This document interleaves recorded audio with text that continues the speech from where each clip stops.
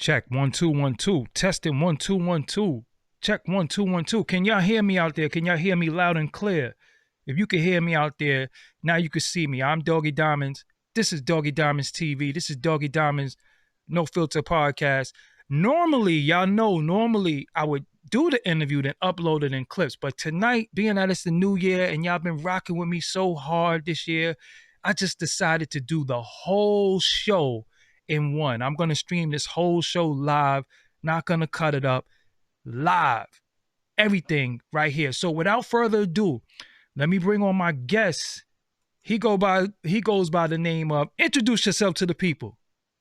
What's going on? This is Brother Marquis. That's right. Rap's old school early edition, triple OG of the rap game official. How's everybody doing? Happy New Year's. Yeah, man. I'm so you know, it's funny because if I sat on here and fronted like I was a 2 Live Crew fan and I love the music early on, I'd be fronting. So I'm not gonna do that. I'm from Brooklyn. So when we first heard that bass music and all that, I was like, what is this? Like, what is this? Like, this is not rap. So how did you feel? How did you feel? Did New York really embrace y'all? To me, really not at first, right? Because, you know, I was doing the records and I was sending them back up there to Rochester and they were saying the same thing you were saying. Yeah. Like, what is this, man? This is too fast. We ain't used to this. It sounds like Planet Rock. What's going on? What you doing talking about throw the D? You doing a lot of cussing and yeah. So you're originally from Rochester, New York.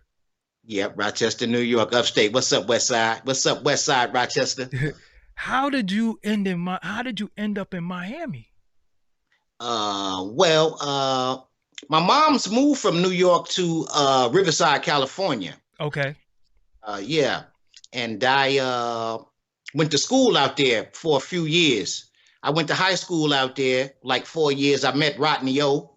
I met Rodney O, and you know, and me and him made 2 records together.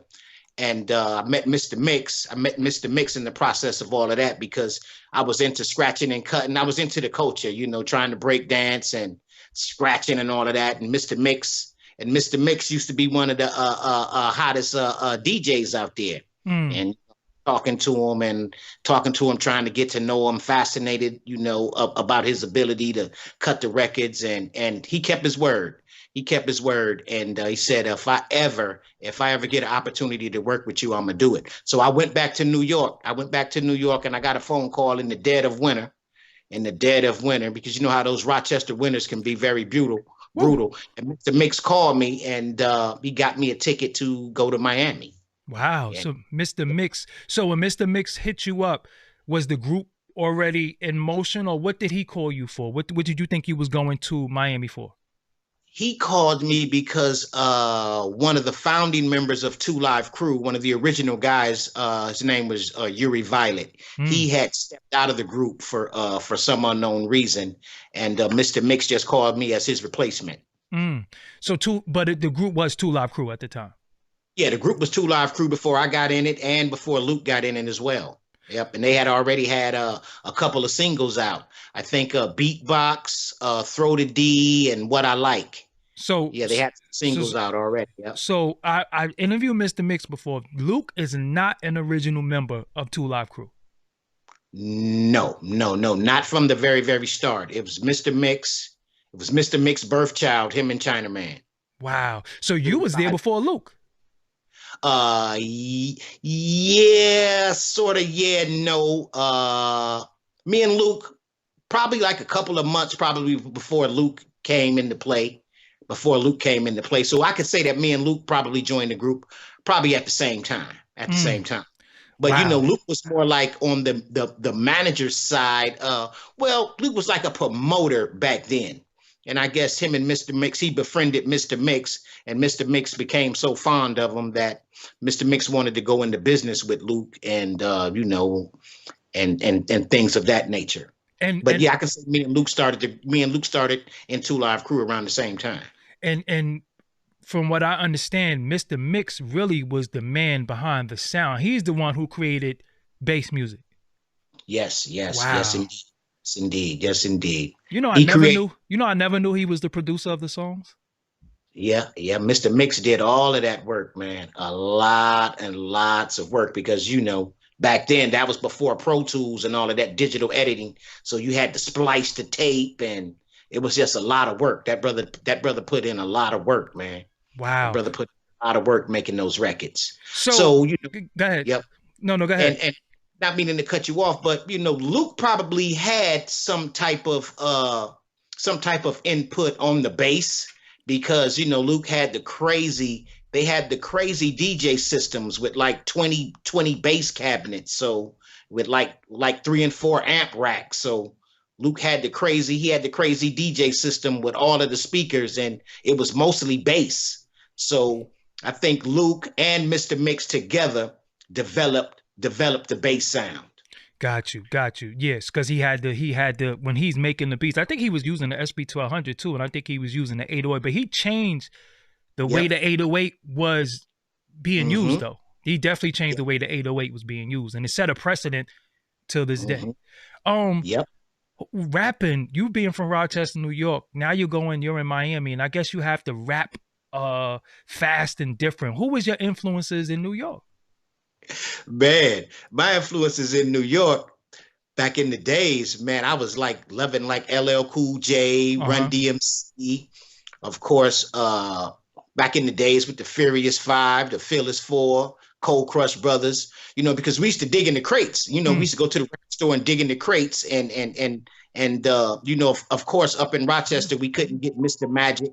We couldn't get Mr. Magic or WBLS, so we had to listen to cassette tapes, and we had to go to the record stores, and we had to hang out with like other DJs to really see what was going on. But I was really really fond of all the rappers in the beginning. I mean, it really came natural to me. Before I wrote my first record, I could memorize like everybody's like rhymes. Mm. So yeah. So Two Live Crew was formed.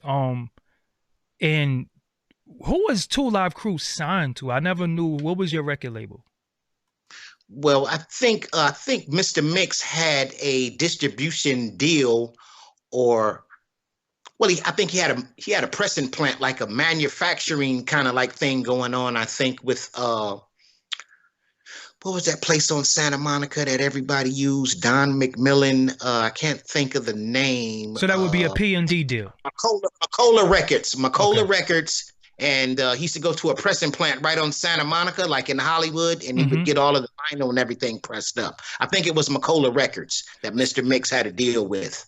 And I think a lot of people had deals with them back in the days out in Los Angeles, such as like Toddy T, the Dream Team. I think Egyptian Lover. So that would be Yeah. considered to be a P&D deal. But I don't y'all did the distribution though. It was just a pressing deal, probably, right? Probably just a pressing deal. Okay. Probably Okay. just a pressing deal. Yeah. And this is out the trunk, like for real out the trunk. Like people don't know. Yeah. Yeah. Yes, yes, yes. We had a lot of 12 inches in the trunk. Yeah. Definitely. So what was the first record that y'all did as Two Live Crew? What was the first record? The first album that I did as Two Live Crew was Two Live Is What We Are. And what's the standout songs off that? Two Live Crew is What We Are. I think that had Word. It had Word on there. I believe it had. I believe Move Something was on that album too. I believe. Yeah. And when you're doing these songs, was you like, what am I doing? Like, what exactly is going on, or was you feeling it? How did you being from up top buy into this sound? I never really was comfortable in Miami. It was a different place. It was like a culture shock. I mean, by being raised in Alabama too with my grandmothers too, so I could deal with the Southern brothers and relate to them, but it was like really a weird vibe. So I was at that time I was just really trying to stay close to Mr. Mix and really get into making these records, but it was kind of weird at first. So that Mr. Mix is basically the big homie. Yeah, Mr. Mix is the big homie, and was really really loyal to him, and we were like brothers, man. We were like brothers back then. So Yeah. So y'all going out there. I know the shows is crazy because y'all had the women. What was the shows like? Shows. Well, the first show I did was at the Miami Youth Fair, and and I remember telling the guys, I'm like, yeah, man, I'm gonna go out here. I'm gonna pretend like I'm a LL Cool J. You know what I'm saying?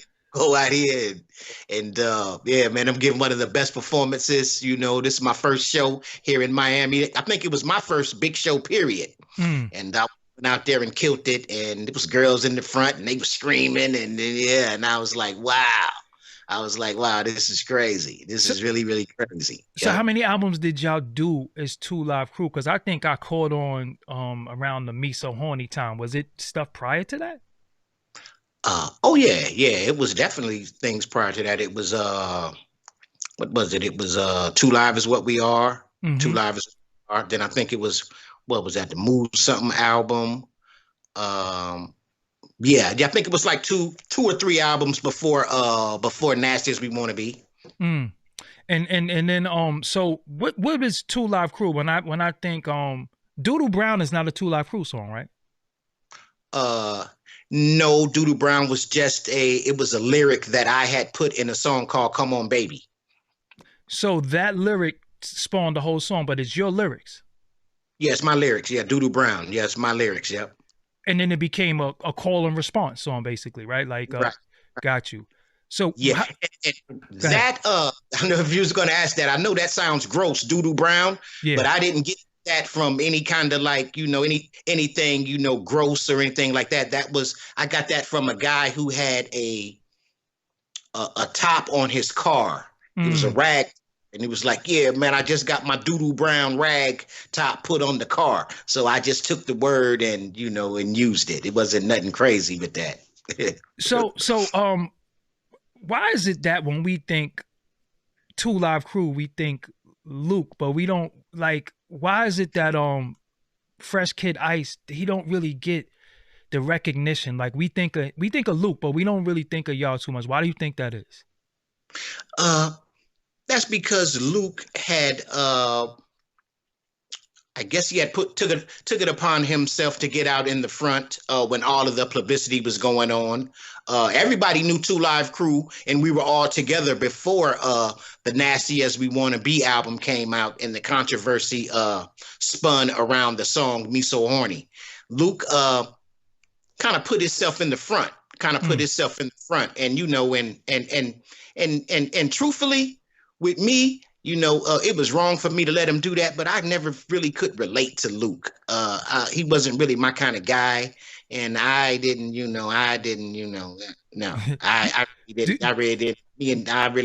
know, want to even really get to know dude. But do you know that y'all played it off well? Because we would have not known that. I thought you was a Miami dude, so you really played your part. You know, you played your part well. Yes, I did, man, and that was my choice to stay down there and all of that, you know, and all of that foolishness. That was my choice, and you know, and my loyalty turned into stupidity when it comes to that situation as well. Do you feel like you were so loyal that you started being disloyal to yourself?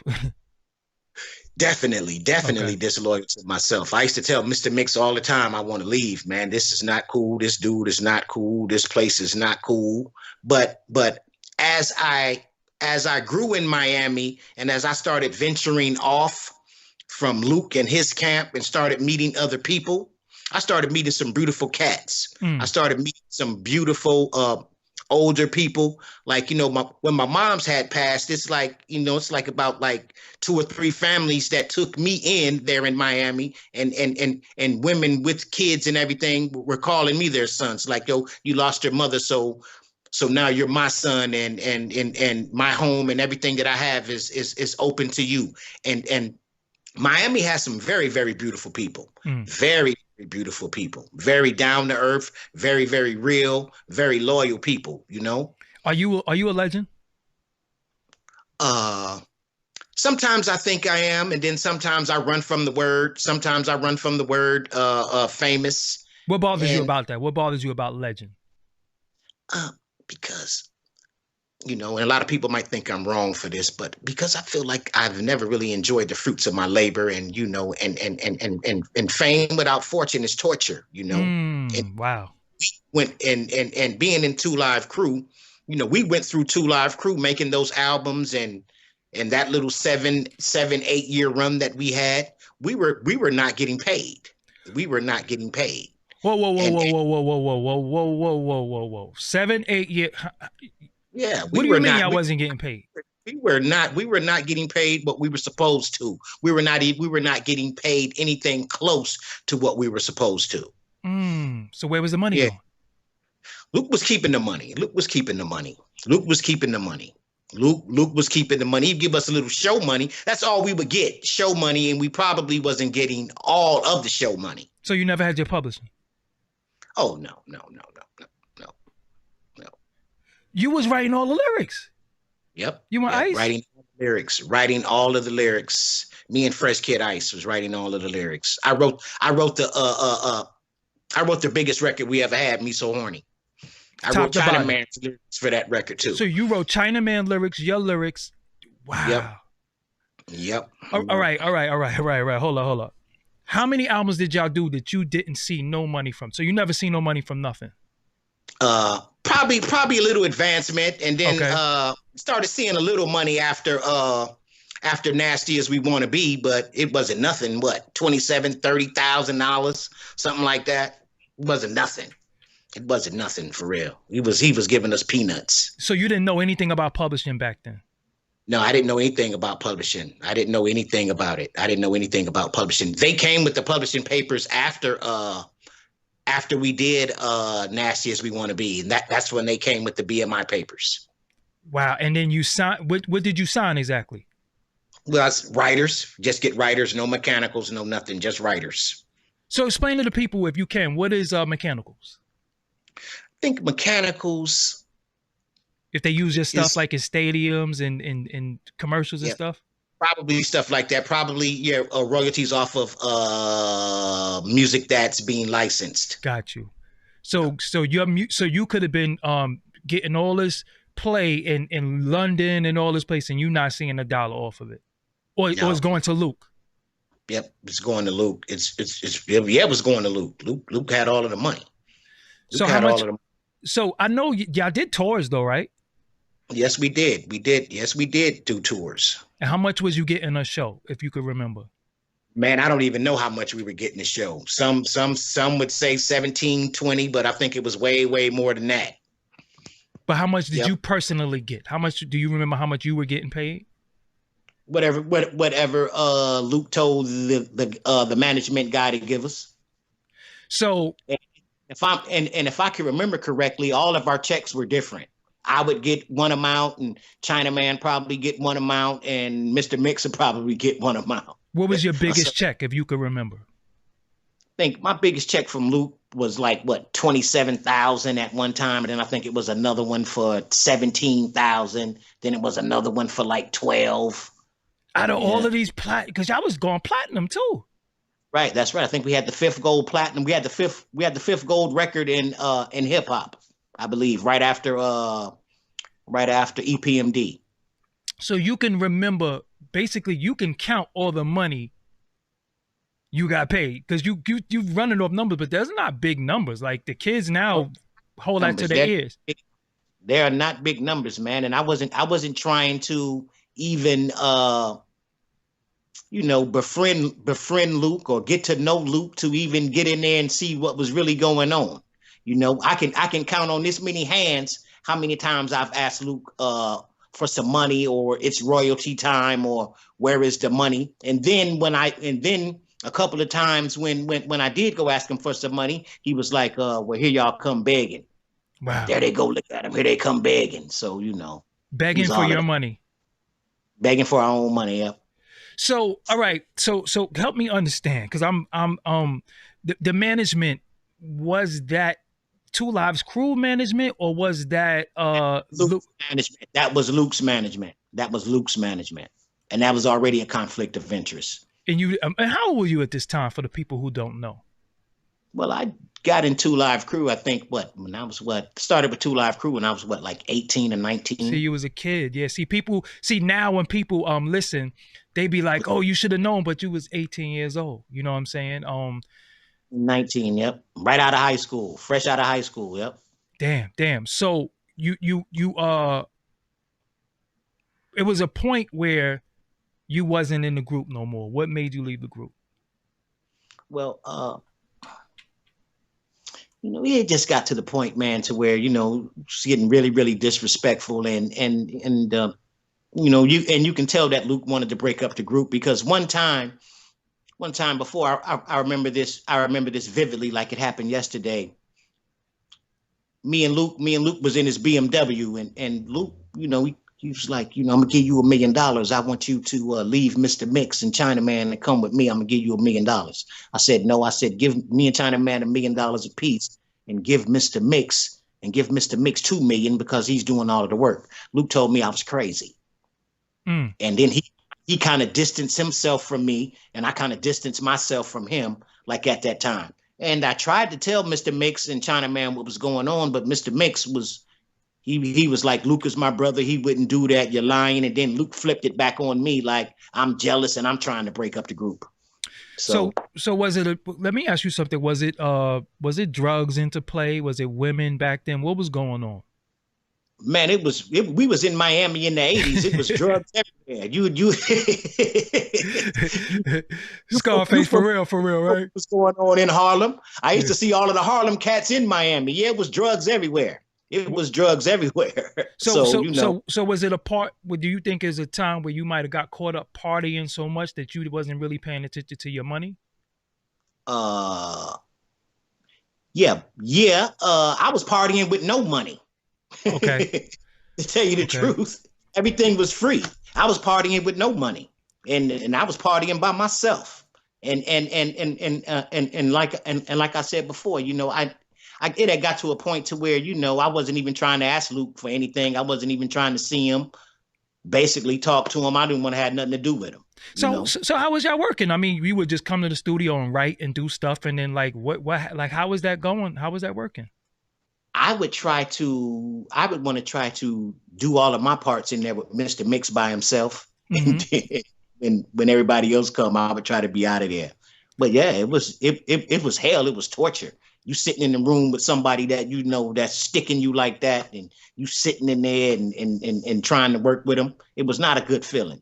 It was not a good. So let me keep it real. Why didn't you fuck Luke up?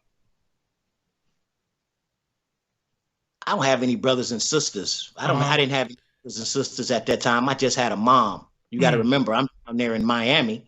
I'm down there in Miami in the 80s, and it's crazy. And I seen Luke do some crazy stuff. So I don't know if he was trying to do that in front of us to kind of let us know that he's this type of guy. But when we first got there, in our bags weren't even packed. We ain't even really packed our bags. And we pulled up at Luke's mom's house, and I never forget this. He jumps out of the car and goes in the house and beats up his baby mother. I'm looking at that. We don't hit. I'm ready to go, man. This dude is in there beating up a woman, and I don't say anything bad about him like that, but I have seen them do that. I have seen Luke do that, and it wasn't like nobody was kind of scared of him or nothing like that, but it was his own thing. It was his own thing, and he was there in Miami, and did he have a lot of goons around him after a while? Like, did he have a lot of street dudes around him? Not really. Okay. He just had guys around him. Not really. All of the goons in the street guys was telling me, yeah, Luke ain't gonna give you no money, but he gonna make you famous. Just hang in there with him. Wow. Yep. So it was a point where you felt like you was getting pimped and you wanted to be out. How was that? Did you was it an amicable split? Were you able to like leave your contract? Like, how did that work? I don't think it was a contract. A contract didn't come into play until, I think, if I'm not mistaken, I don't think we signed a contract until Nasty As We Want to Be. So you did all these albums. You was never signed. About 2 or 3 records. We made about 2 or 3 albums before we were even under contract. Yep, tell you the truth. Yep. I know it, right? I know he was 18 years old, though. You was 18, so we. So was your mother still alive at the time? Yep. Yes, my mother was alive. My mother was still alive at the time. Did she know what was going on? Now, our mother didn't know anything about the record business. And as a matter of fact, she didn't want to know anything about it. She was like, son, that's you. This is your dream. You're getting a little money. I don't even want none of your money. I'm here working. I'm your mother. You can call me for support, but that's you.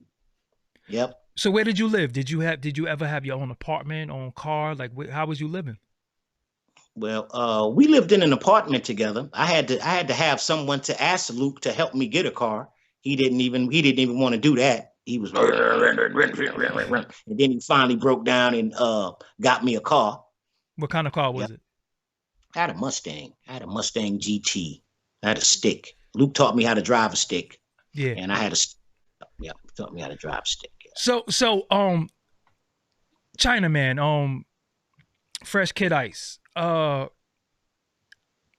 don't feel like his memory is really celebrated because he's definitely a part of the legendary group. You know, I remember you the most, but I remember him because I'm like, yo, who is this Chinese? Is he black? Is he Chinese? I'm confused. Why do you think that he doesn't get celebrated at all?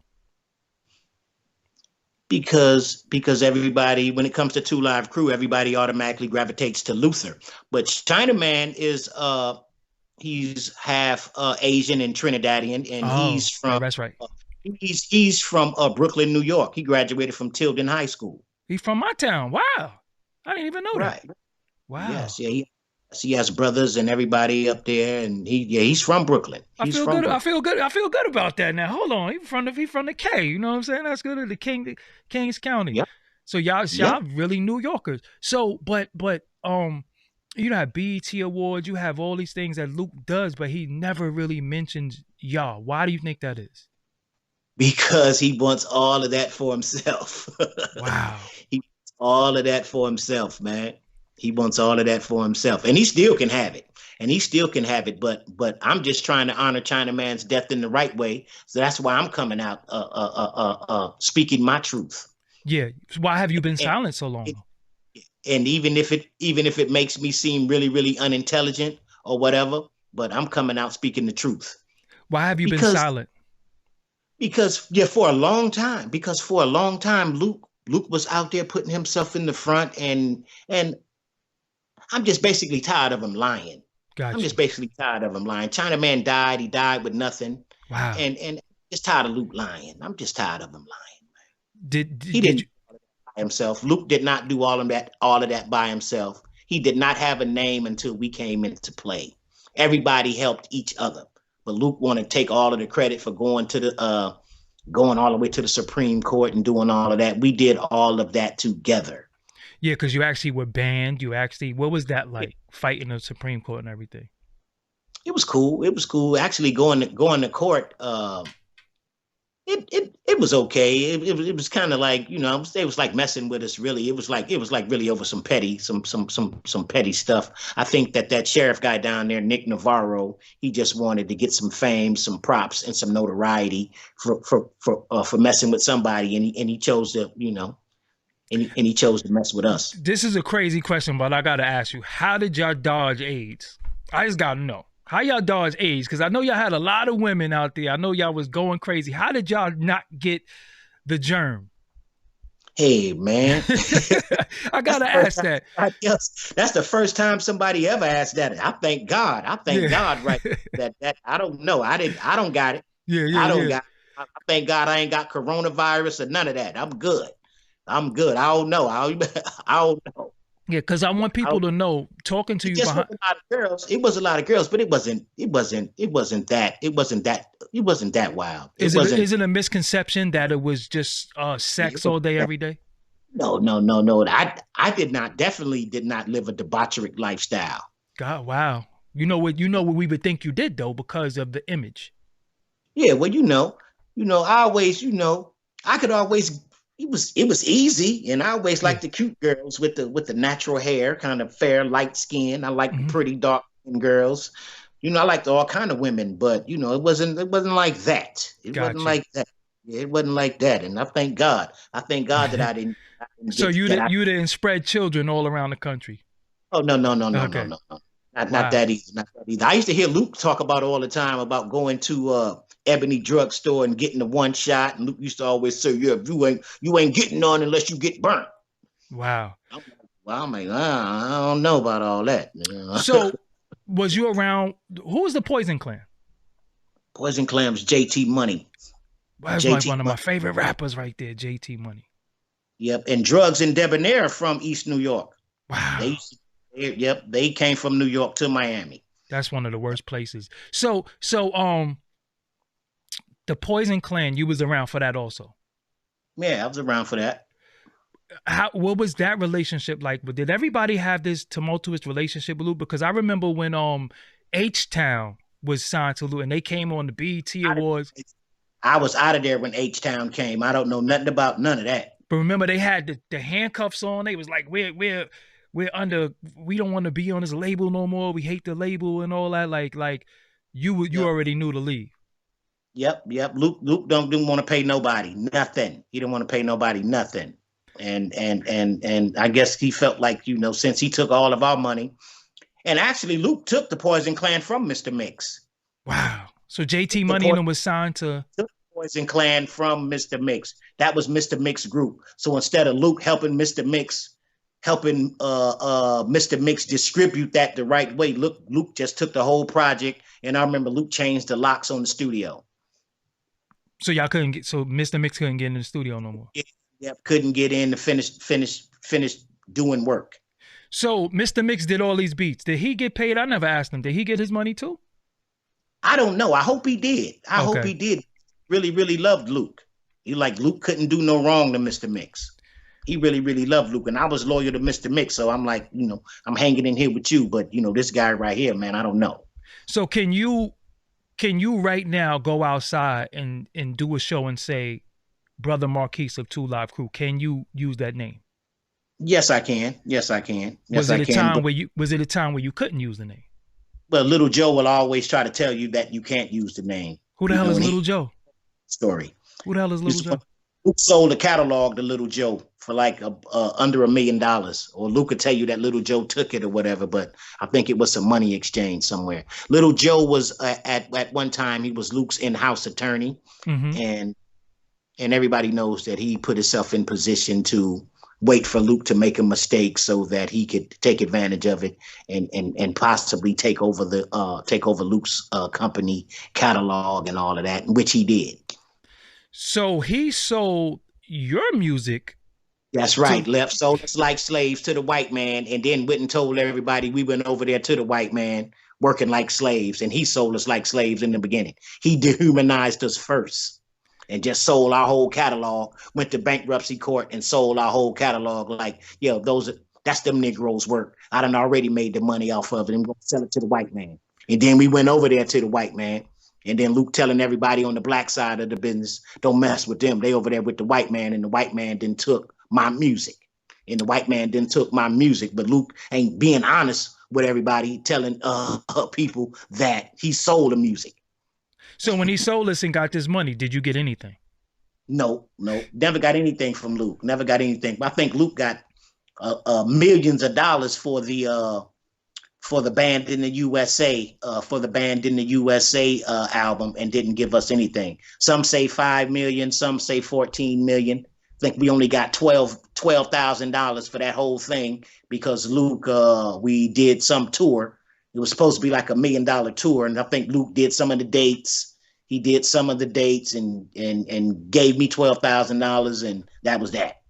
$12,000 for a whole tour? Yep. I don't even think we finished the tour. But he didn't give us any money. He didn't give us any money off of the Band in the USA album, which Atlantic Records distributed the album. So you were getting per diem a day? I was always feeding myself. You didn't even get per diem? Nope. I was always feeding myself. Yep. You look could be like, here they come. They must be hungry. They must want something to eat. So we got to listen to all of that. You didn't get he couldn't even give you $35 a day. Man, that man wasn't doing nothing. We was out there on our own, baby. We was out there on our own. Yep. Unbelievable. Well, he was a cold dude. He was a cold dude, man. And I ain't trying to smash him or bash the black man or nothing like that. But this is just what I remember. This is my story. This is my truth. So This is my truth. So for the people who don't know and the artists out there, per diem is a daily allowance that you get from the record label to feed yourself. It's really for food, basically. It's not for you. You're not. They're not going to give you sneaker money. They're not going to give you get high money. It's for you to eat every day. You know, your room is basically taken care of. So he at least put y'all in hotels, right? Oh yeah, we had hotels. Okay. Yeah, we had hotel rooms. Yeah, we had hotel rooms, and sometimes it would be a deposit. I know we was getting a deposit in the early days, but Luke would give us some of the deposit money. But then when things got bigger, he would keep the deposit money, and we would just get money after the show. So we would just get money after we come home from a show, not really after the show. He would pick up the money after the show and wait till we get home to pay us. So,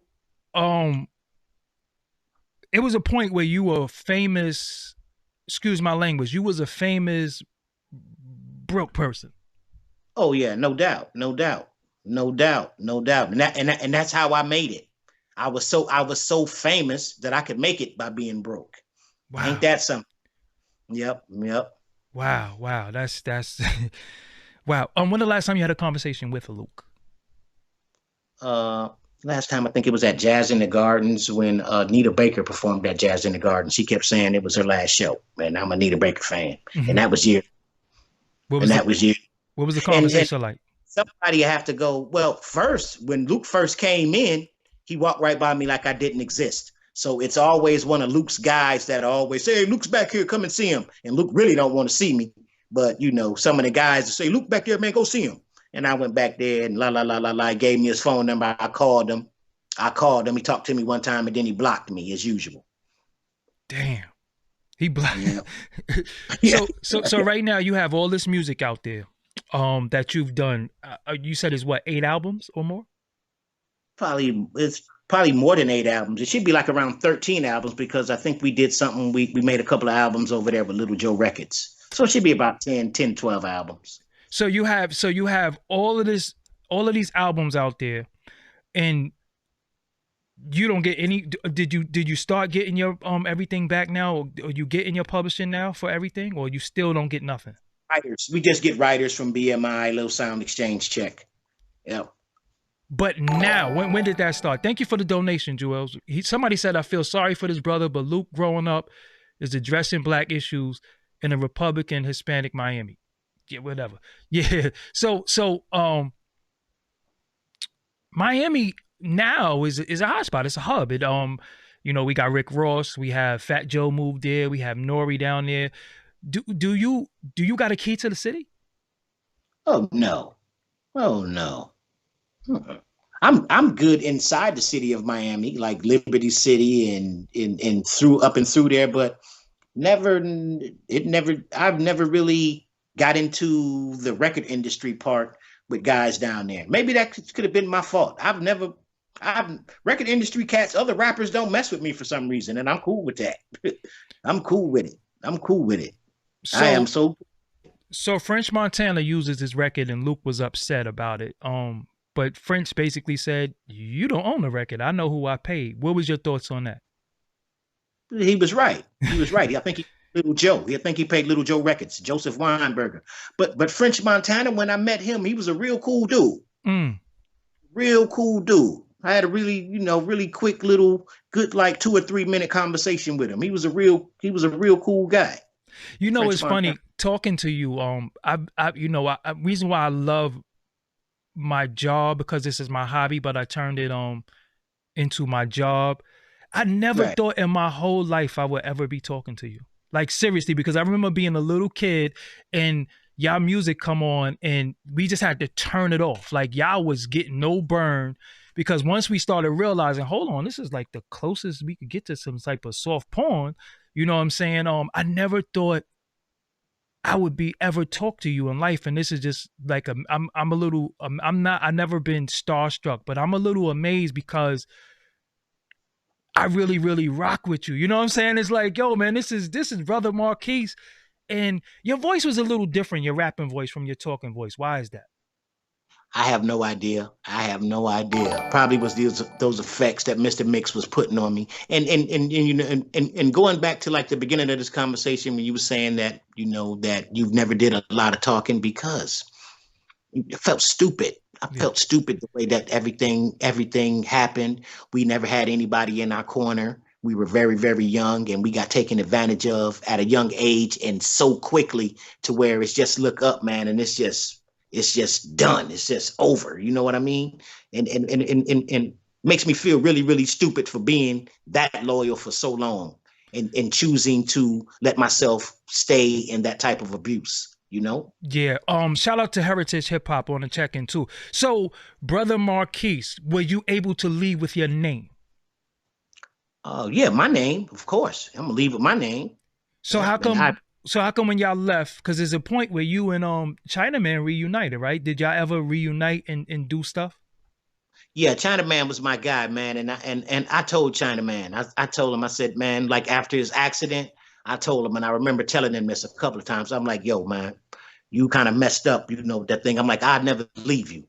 I'm like, I'd never leave you. I know you need me, and I never leave you. So, you know, I tried to be loyal to him as well after Mr. Mix had left the group, and me and Chinaman stayed and worked up under Joseph Weinberger, who bought the catalog and the rights from Luther, and we were just following our music, trying to preserve a little bit of what was left of the legacy. So Ice-T get all the credit for the 99 Problems joint, but yeah, 99 Problems. I wrote that's 99. actually you right there. Yeah, that's me. And yeah, you that's never me. did Jay-Z ever? Did you get paid for that? No, but I don't even want to mess with Jay-Z. Jay-Z got something on his phone that'll blow out my back from where he at. You leave that alone. I'd rather go through it with Ice first, because I know Ice gonna send somebody to kill me, but I ain't even trying to even mess with Jay-Z. Let Jay-Z have that money, him and his beautiful family and his beautiful family and whatever they do. That's gone and long up under the bridge. But yeah, I wrote that record. And me and Ice was friends before the record came out. So you wrote Ice-T. Come on, you know what you're saying right now.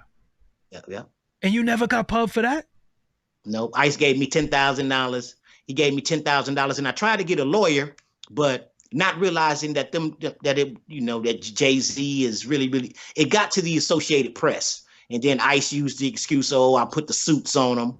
I got a lawyer. I put the suits on him. So they call you snitches now. Yeah, you know when you try to sue for your money, they call you a snitch. I ain't never snitched, and that's probably one reason why I never really shared this story before now, because it does make me feel like I'm snitching. But I ain't never snitched on nobody, and I have been in the trenches with some heavy fellas. I ain't never snitched on nobody. But yeah, Ice only gave me $10,000 for the record and fell out with me. And then in 10,000 one off, no pub. No pub, no nothing, and the record got licensed 8 times already. And if you had a got pub, the pub probably would have went to Luke because he had your pub. Like how would that have worked? That shit went all the way to me. That would have went to me. That would have went to me. That publishing would have went to me. Wow. So 99 Problems. What made you come up with that line though? I heard it. Now some say that JT Money said the line first, but I got it from a guy. I got it from a heavy brother. Used to shoot dice all the time, you know, guys out in the streets. I got it from some street guys from Overtown, Florida, dude named Gigolo. I used to hear him saying it all the time. And then I took Problems. Yeah. I took it and me and Ice, I'm out in LA and I'm riding in the car with Ice. Let me tell you how cold Ice is, and this is my truth. I'm riding in the car with Ice and I said it, damn boy, I got 99 problems and the bitch ain't one. So I comes back, I was in Atlanta, I gets a call in Atlanta to come to California to do this record with Ice, and that's the record. So I thank Ice. I thank him for at least putting me on the record, but he had the record already done, the hook, his verse on it, and everything. So Ice stole game from me. He stole game. Hey, that's why he was. That's why he was who he was. So when you. So Jay-Z uses it and you're like, where's mine at? So you just knew you wasn't getting none. Oh yeah. Well, I caught wind of it. I caught wind of it before the record actually came out.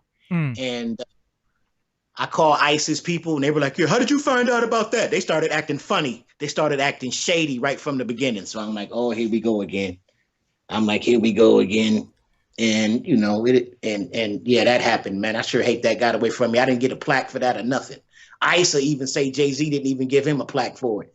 ISA say that Jay-Z doesn't even give him credit. But then I heard ISA say, yeah, Jay-Z gonna buy me a ghost Rolls Royce. He gonna buy me a Rolls Royce off of that. And you Yep. get nothing.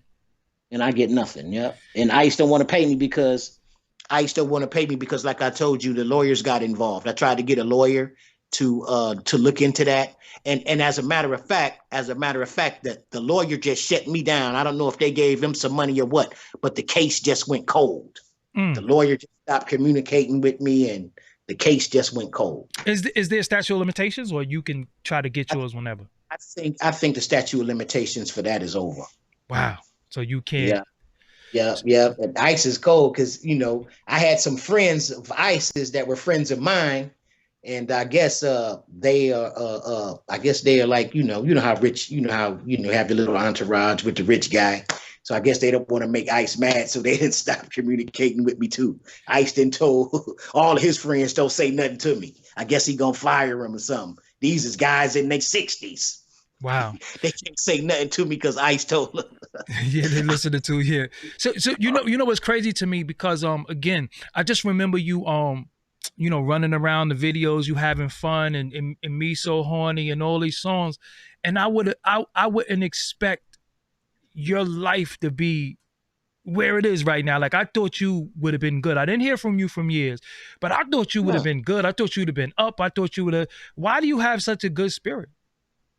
Because that's me. I've always had a good spirit. I don't know what they thought that they were doing to me, but to me and myself personally, and people might think I'm crazy, but it doesn't take fame. It doesn't take recognition from those little raggedy ass records with all of that cussing on it for me to be happy. For me to be happy, I'm not that insecure. I'm secure with myself. I'm secure with myself. I don't need no fame. I don't need nothing to be happy within myself. And it's probably God, and it's mostly God. God take care of babies and fools. You ain't no baby, right? That situation, I was a fool. And in that situation, I was a fool. I told myself that I was going to make history because that was one of my favorite subjects in school. And I did. And I made history. And I made history, and that's it. But I'm happy. And the farther that I detach myself from that situation with Weinberger and Luke and all of that foolishness with those records, the happier I am. So the happier I am. So right now, you're not trying.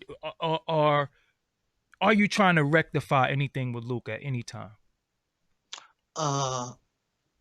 Man, Luke ain't messing with me, man. And Luke ain't messing with me. It's like I done used them, took all their money. Now get on down the road. And for the most part, I don't think that me and Luke could ever have a relationship because he's gonna try to run those same tactics, those little woolly bully schoolyard bully tactics. And I'm not having that. You know, he's gonna come in talking slick, trying to handle you, talking down to you, disrespecting you.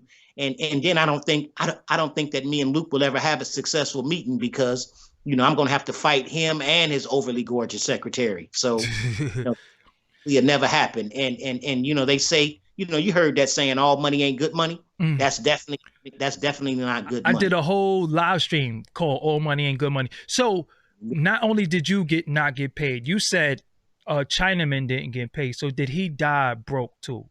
Yes, Chinaman died broke. I told the white boy, I said, Chinaman gonna die broke years before he died. And one of the white boys, now this is the time that I really wanted to snuff somebody. I'm at the record label out there in Miami Lakes, and this is a gentleman that works for Mr. Weinberger. He says, yeah, our idea for 2 Live Crew is for them to live broke and to die with nothing. And I'm like, if I had a gun right now, I'd shoot you in your motherfucking face, cracker. Wow. But I didn't do that. So yeah, it was a lot of this 2 Live Crew was just crazy. I mean, at Little Joe Records, in the beginning when we first went over there, this white boy had pamphlets of the Willie Lynch. He had Willie Lynch pamphlets floating around the office. So, basically, he was basically telling us that he had it out for us then. And then he get you over there and he want to talk about Luke all day and Luke this and Luke that. And he's scared of Luke himself. And then, not meaning to get too personal, but, those guys over there, I mean, they're not cool gay people. They're not nice gay people. They're not the people that run the Little Joe. Oh. Yeah, those Jews are gay. Yeah, those Jews are gay over there, and they're not the nice gay. They're not the nice gays. Even another Jewish gay dude called them the F word, and I'm like, well, why you call them? Because they really are. Those guys over there really are fags. Wow, they're not the nice ones. They don't even represent our culture in the right way. That culture, right? Within the culture. So let me ask you something. Did you started seeing a lot of stuff like as far as that was messing with your spirit, as far as like a lot of all of rituals and stuff? A lot. You got to choose sides. They want you to sit up in there and be a yes man, laugh at all of their jokes because they got the money. And then rich cats, rich dudes tend to listen to one another, while the people that they talk about are left to struggle and suffer. So yeah, I'm not choosing sides. That's probably why me and Luke probably didn't get along. I'm not a yes man. If I don't like you, I don't care if you got $1 billion. I ain't trying to mess with you. Did they ever come to you at a point and try to do some weird, queer stuff to you? No. Okay. No. They already figured, well, it ain't gonna take much money for Mark. He likes to rap. He's into the culture. He has a passion for it. So, he wasn't already giving nobody any money. So if I didn't say anything or not come around, that was even cool. That was even better. You know what I'm saying? Well, we know now about a lot of people selling their soul. Well, did you see a lot of people selling their soul for this fame? Oh my God. I have seen people that work with famous people sell their soul, that I have to remind them I used to remind them every day that you're selling your soul. Like, for instance, and I don't mean to get too personal with guys or put anybody out there, but it was one time that I'm using it's this guy that works for Mr. Weinberger, that works for Little Joe Records, that Chinaman and Little Joe appointed to be our road manager. So I know the kind of, I know he was kind of, bisexual or whatever. I had came up on him in a few instances where him and Mr. Weinberger looked like, caught him in a compromising position. Whoa. Looked like, trying to get into some or whatever they do. But anyway, I'm going into the urinal, and one time I'm going into the urinal, and this dude is, like trying to, make some suggestions at my private parts. And I'm like, man, I know you gay, but you have to keep that over there, bro. I'm not rocking like that. I'm not rocking like that at all. And then one guy tried to make a joke. This fat Jamaican dude, real wealthy Jamaican guy, was like, yeah, Marquis, if you was a fag, you would be staying on South Beach in a condo riding around in a Wraith. But I'm like, you know what? I'm not a fag. So the fact that you never went that way, go ahead. Representing 2 Live Crew. And if anybody representing 2 Live Crew going to get some pussy, that was me. You better ask about me. I ain't never had no problems with that. Yeah. Wow. Yeah. So when you seen so you was gone by the time the Death Row and Luke beef started. Was you still there? Oh, that's kind of crazy how that started, right?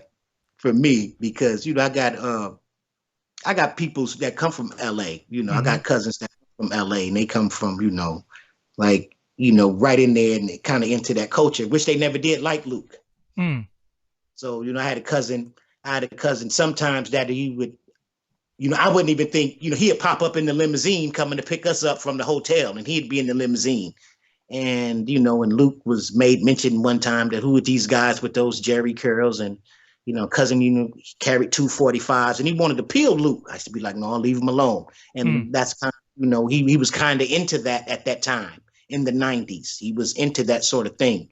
And they come from 83rd and Figueroa, which are A-Tray Hoovers. And they're actually from Rochester too.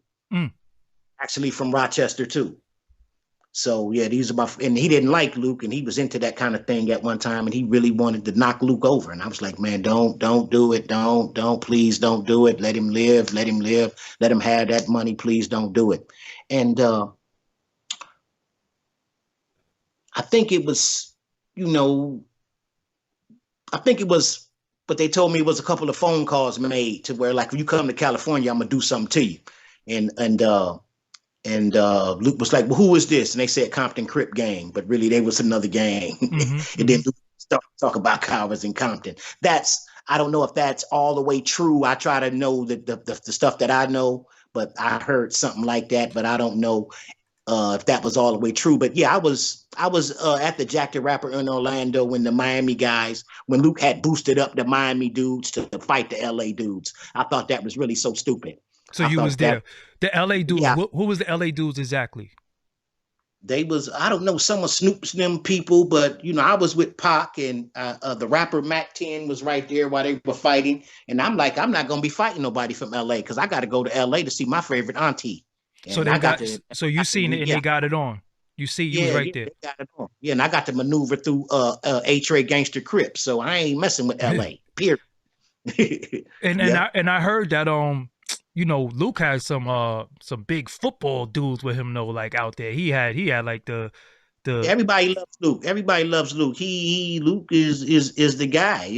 Yeah, Luke is the guy when he got the people with him. When he got the people with him.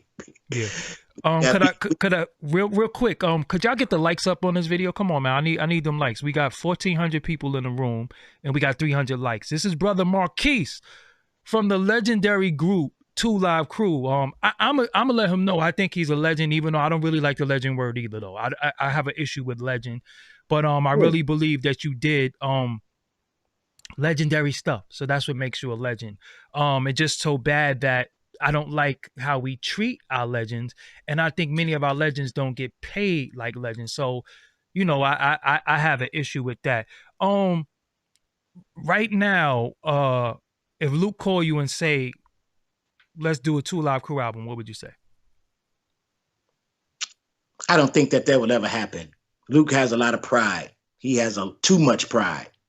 He has too much. And somebody said that too. A young lady said that last night. Luke is gonna call you. Luke is gonna call you sometime this year. So you need to pray and you need to pray and you need to attack that situation with the most maturity as possible. But I'm like, I don't think that's gonna happen. I probably wouldn't even want to work with Luke. I probably wouldn't even want to work with him.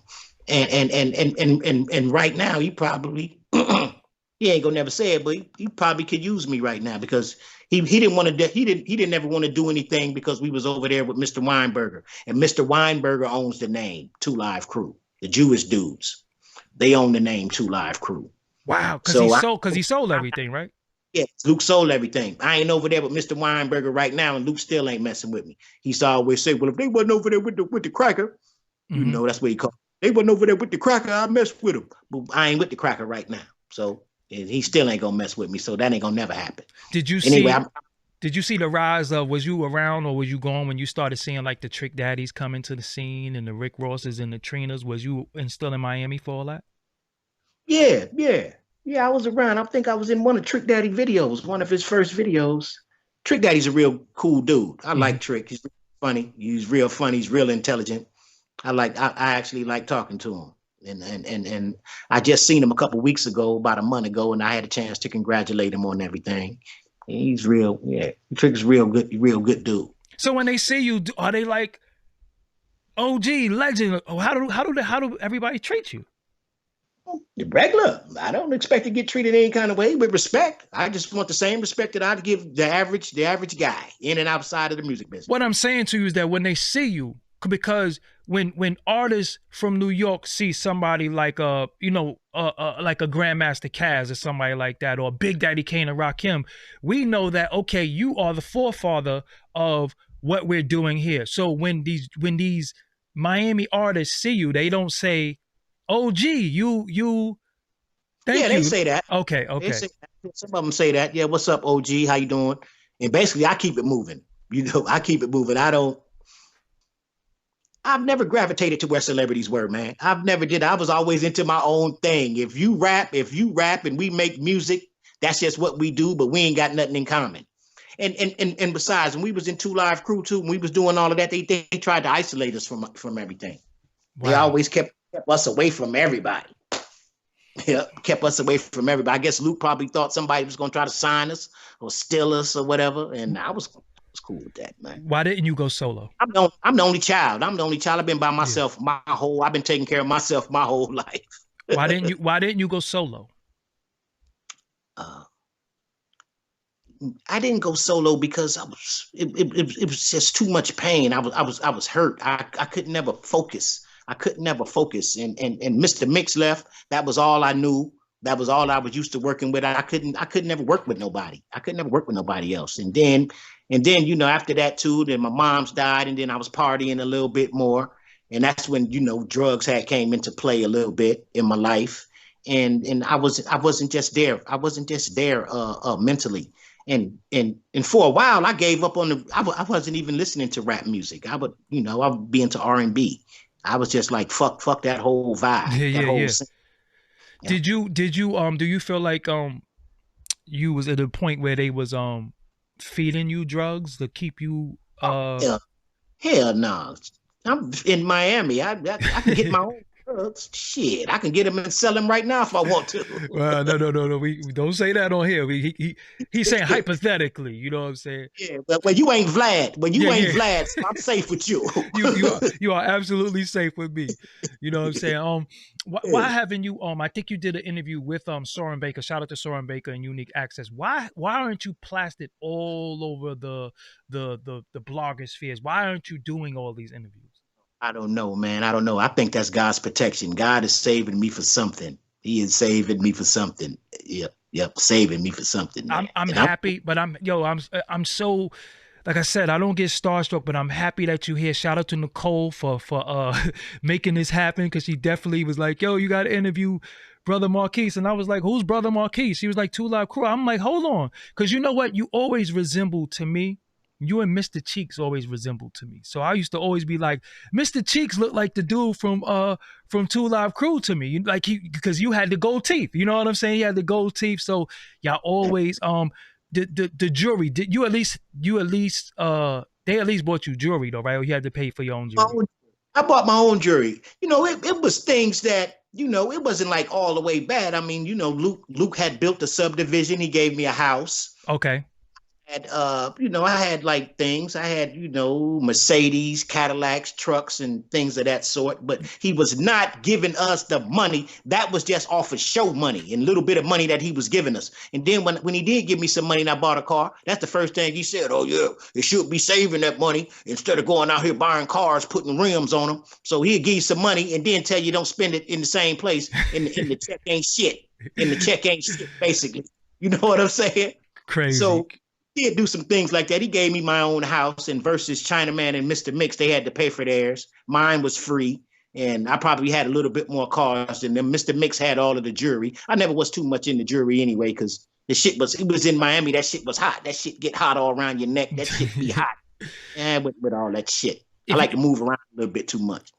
If you had a dollar figure, roundabout, how much money are you owed? Man, I couldn't even I couldn't even say how much money I was owed. And, and sometimes I look at that too. Like if I'd have had that money, I probably would have been dead.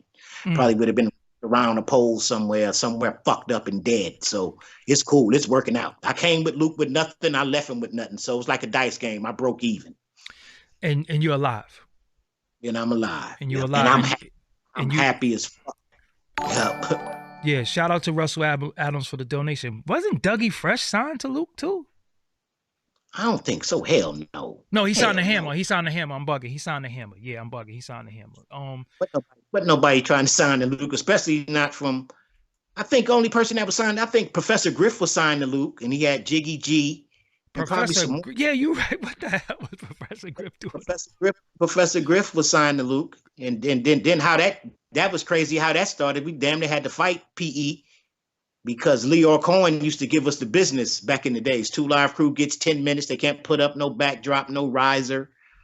Yeah, he was a hell of a dude. Yeah, on the tours. Yep. Leor Cohen Dude, they used to give us the business. My first show with Run DMC, we had to fight him. Mr. Mix was cutting Peter Piper, and Run came out and took the 12-inch off the turntable, the 1200, and threw it into the thing. And so y'all fist. So whoa. So y'all fist fought Run DMC. No. It wasn't a fist fight. It didn't get that far. But it was just a confrontation. Mr. Mix was cutting Peter Piper. Run came out and took the shit and threw the shit out. But then after that, though, I was cool with Jam Master Jay. God bless he dead. And I was always cool with Jay. And I think about 7 years ago, I just had an opportunity to talk to DMC, but never Run. And I was fans of them. I'm like, shit, I'm listening to these guys in the 11th grade. And in the 12th grade, I'm on the fucking stage with them. That was the very first big show I ever had with somebody, was with Run DMC. We were in a barn somewhere in Mississippi. Dope. So somebody in the chat room wanted to know, what is your life like now? Are you considered to be a square? Are you a working man? Do you do the 9-to-5 thing? I'm always looking for a job. I have a job now, and I'm looking for a better job. Yeah, you could say I'm square. Yeah, I like that. I love it. No, I love it, and I don't job shame. I don't care if you. I love being a square. I love being a square. If I can wake up and go outside and somebody doesn't know me or recognize me, I am cool. I like public transportation. I like riding my bicycle, getting exercise. I'm just on some totally different shit than someone that has did a lot for the culture and the record business. I'm just on some opposite shit. I've always been like that. I guess because I come from humble beginnings, and I used to go to my grandmother's house. I used to come from nice shit in New York. Then I have to go down south to a shack. You know what I'm saying? So outhouse. You was in an outhouse and all that? I have to go down south to a fucking shack, man. And I remember the Ku Klux Klan, my grandmother grabbing me. This Ku Klux Klan is downtown raising money. And she's like, those are not the kind of white folks that you need to be around, son. They don't like us. I've always been with regular folks. I've never hung out with celebrities. I could say the closest rap friend I ever had probably was Ice-T. How that worked out? He'd come and pick you up, and he'd just talk all day about him and what he got. Wow. Mark, these bitches, I got this car, see these diamonds and shit. Somebody in the chat room asked, what was Tupac's vibe like? Tupac? Yes. I really didn't. Every time I seen Tupac, he embraced you and gave you a hug, and I kind of felt something. And I've had opportunities to kick it with him too, but I didn't. I didn't want to bother him. He was like, right there, I'm right there. But I did used to be roommates with Tupac's brother, Mo Preem. So I actually had a chance to sit in the room and look at the videos and look at letters and pictures, and felt like I was just right there with the dude. What about Luke's Peep Show? You was gone by then. Yeah, I was gone by then, and I used to answer the phone in the morning. I get up in the morning drinking coffee, and Matula used to call, and I used to get a lot of wisdom and knowledge from Matula. That's Tupac's stepfather. That's incarcerated. Yeah, that's Matula. Right. Wow. Yep. Wow. So go ahead. That was the closest that I ever got to that, and I think I got a couple of records somewhere with Big Psych and Mo Preem. Me and Mo Preem used to record a little bit. And that was the closest I ever got to that. So if the fans wanted to help you and assist you, how could the fans help you and assist you? That's a good question. I mean, I do this for a living, Yeah. Fans? Yeah. Shit. And Two Live Crew does have a hell of a fan base, boy. Yeah, especially Chinaman. You were saying that Chinaman didn't get a lot of notoriety? Shit. No, from the fans we do, but I feel like the industry didn't really give him his just due. The industry really ain't give Two Live Crew no notoriety anyway. They looked at us like we were a novelty act. They didn't. Two Live Crew, that shit that we were talking, it wasn't even considered to be hip hop by a lot of people. You know what I'm saying? Because of our content in the music. You know what I mean? So how could you, like, do you have social media? Like, what are you doing?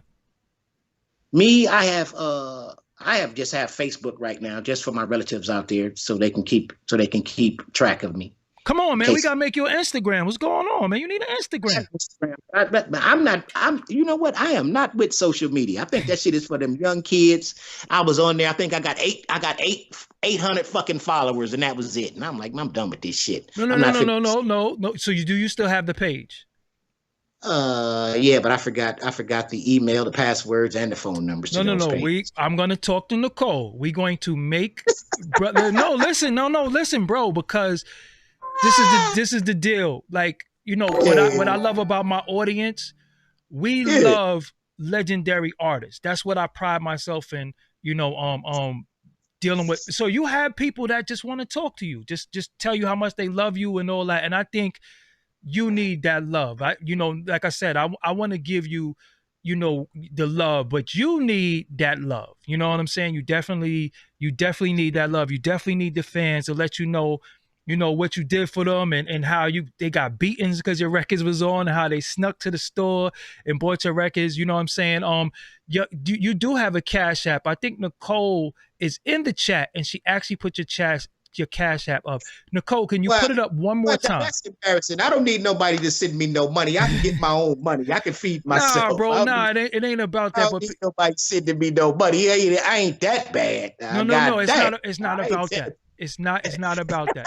Listen, it's not about that. It's just that fact that people really want to show their appreciation, man. Like you really, Marquis. All right, there we go. Marquis Cash App is BMQ2. $ BMQ2. So damn it, I'm gonna make sure that it's in the description box. This is embarrassing. I'm in my own apartment. I got a refrigerator full No, of I don't food. care. I don't care. I don't care. My own shit. I'm Listen, good. bro, I'm not sleeping on the streets. I'm eating well. Listen, this is not a charity case. We're not saying that you need charity, right?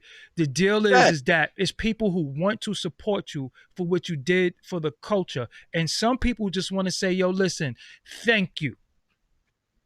Oh, well, that's sweet. Oh, like the females say, oh, Yeah, and that's the cool. best thing for people to do when they want to thank you is to sock it to your pocket. Just remember that. It's not that you're begging. It's not that you need the money, but some people want to send you some stuff. You know what I'm saying? And I suggest you take it. You know what I'm saying? I suggest you take it. You're not begging. You know what I'm saying? You're not begging, and you're doing good. You're doing fine, and I'm happy for that. I'm happy that you're happy, you're healthy, you're clean, you're sober, and you don't look 80 years old. You don't look washed up, but I like your humility. You know what I'm saying? So I think people need to do. We need some. Listen, some. All right. Look. So this is what we do. If you're not gonna take the Cash App, could you at least do some type of merch? Could you at least do something to reward your fans so they could so they don't feel like they're giving you anything? They feel like they're receiving something from you. So do some merch or something like that. Get some T-shirts. But Nicole will take care of all of that. Yes, I'm going to talk to Nicole after that. Yeah, I'm going to talk to Nicole. So we're going to make sure. Listen, Doggie Diamonds TV. This is the fan base that I have. I'll never have the fan base that you have. But what we're going to do is we're going to make sure that you got your merches out there. We're going to make sure, because if the industry not going to take care of you, we're going to take care of you. Fuck no, but we're going to take care of you. No, we got you. Fuck no. We got you. We got you. You know what I'm saying? And like I said, I never listen. I told my cousin, yo, I'm going to talk to Marquis from Two Live Crew. He like, word? You know what I'm saying? So we're like, like I said, I'm happy, but it's the new game.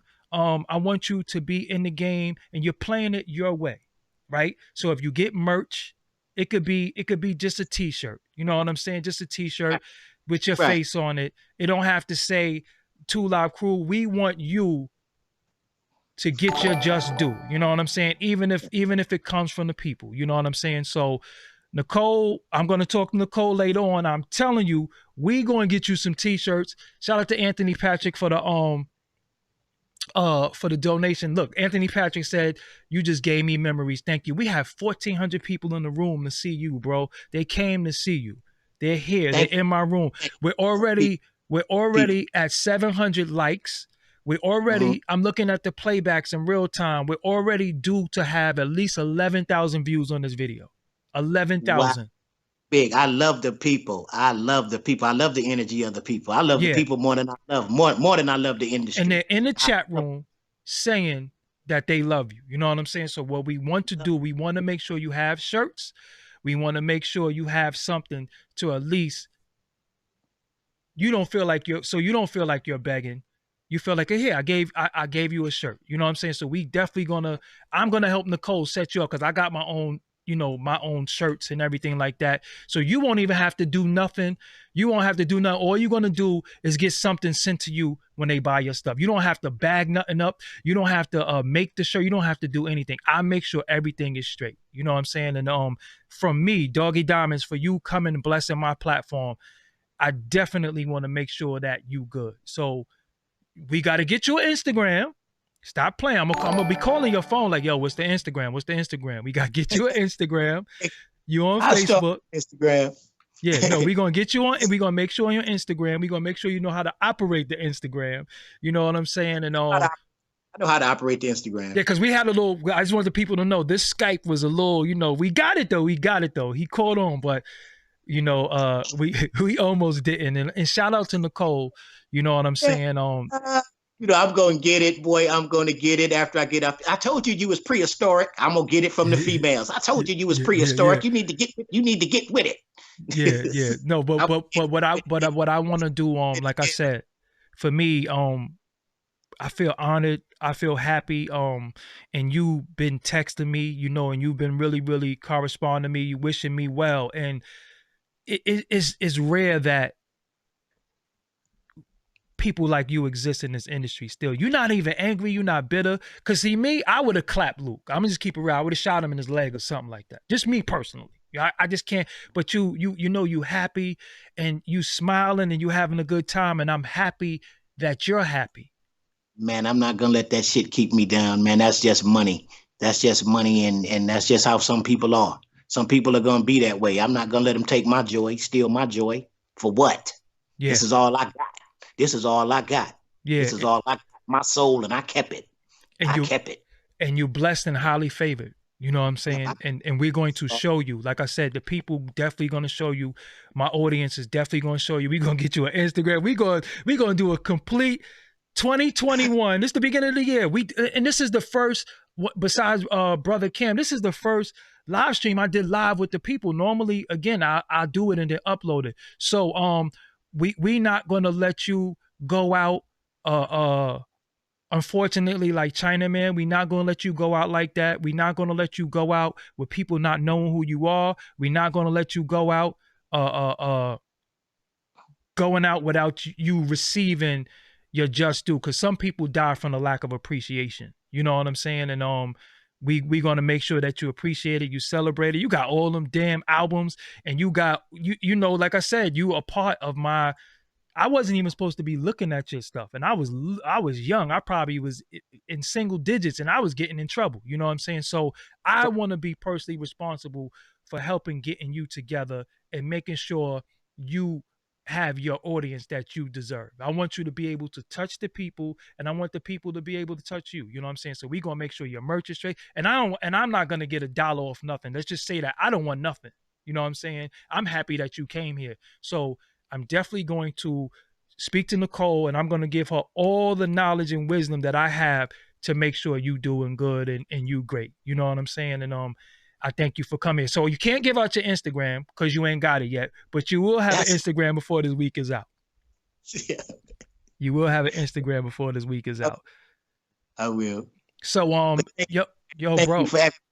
Yo, I'm you know what I'm saying? I want to like I said, I just want to help. You know what I'm saying? I just want to help as much as I can. And I root for the underdog. You know what I'm saying? I always root for the underdog. And the fact that you've been the underdog, yo, we gonna make sure you good. You know what I'm saying? And yeah, it is what it is. So I'm Doggie Diamonds. This is Brother Marquis. Anything you want to say to the people before you go?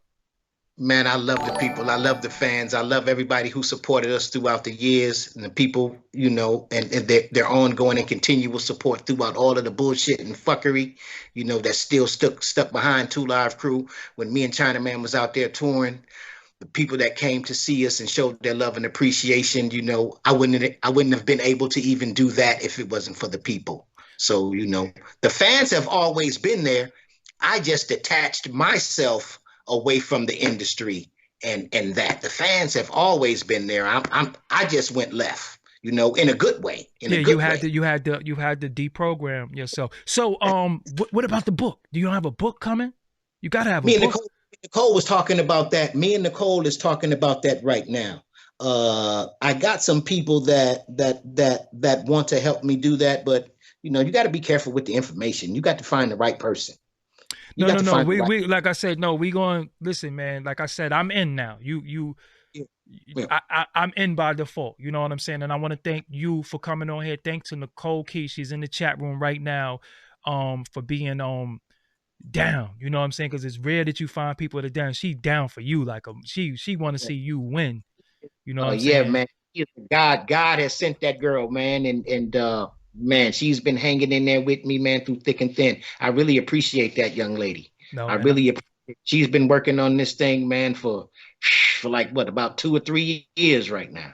And y'all finally won. That's what me and her conversation is going to be about. She's going to talk about the victory. So I know why you happy, because you finally got vindicated after all this time. But now we got to make sure that the people who love you get to tell you that.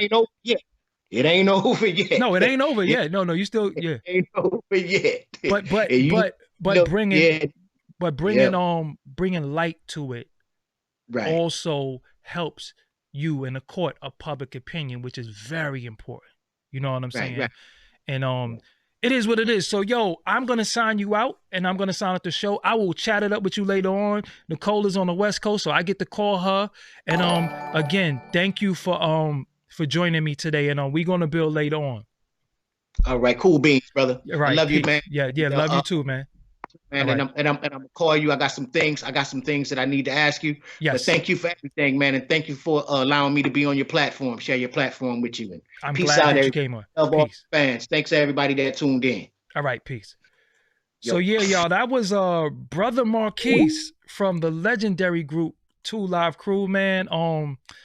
Man, like, again, because somebody put the Cash App up so I could pin it, but I'm going to make sure that it's in the description box. I'll make sure it's there, so it's going to be the first comment. So when y'all come back later on, y'all definitely going to see his Cash App if y'all want to send him something. But we're going to make sure that he has I'm gonna talk to Nicole. I'm about to call Nicole as soon as I hang with you. We're gonna make sure he have merch. I'm gonna give her all the information that I have, to where they don't have to be killing themselves doing the work.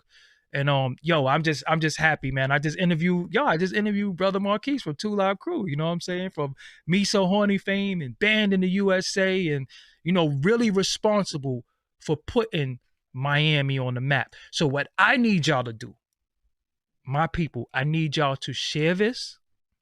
I need them likes. Oh, there we go, right there. Brother Marquis Cash App. Let me pin that right now. Hold on. Damn, I can't pin it. Oh, yes, it is. Yes, I could. Let me know if y'all see it pinned. There we go. There you go. It's pinned. It's pinned right up there. There we go. So, what up, Cynthia in the room? Karim Johnson Blizz is in the room. Larry Green, you know what I'm saying? I see all y'all in here, and I thank y'all for rocking out with me, man. I got so much stuff for this year. Y'all gonna be proud. If y'all wasn't proud of me before, and y'all wasn't subscribed, and if y'all didn't hit that bell, y'all gonna have to do that, because I got a lot going on. You know what I'm saying? And this is gonna be a hell of a ride. And y'all been with me. No, I didn't listen to 2 Live Crew. But at years later, we was forced. They was everywhere. You know what I'm saying? I said early on we didn't. You know what I'm saying? But I want to do more lives. That before I go, I gotta inspect the deck interview. Woo! You know what I'm saying? Watch what I'm doing. You know what I'm saying? But shout out to Brother Marquis, man. That dude is so humble. You know what I'm saying? I had a family emergency and a health scare, and he hit me up, man. It was just, he just gave me some kind words, and I'm like, damn, man, this is a legend that don't even know he a legend, because I don't think people tell them. You know what I'm saying? And I don't like that. You know what I'm saying? So if y'all think I'm a legend, then that man is, you know what I'm saying? It is what it is. So yeah, shout out y'all. Y'all been with me for 5-6 years. You know what I'm saying? I'm working on a lot of stuff. And I'm glad y'all in the chat room with me.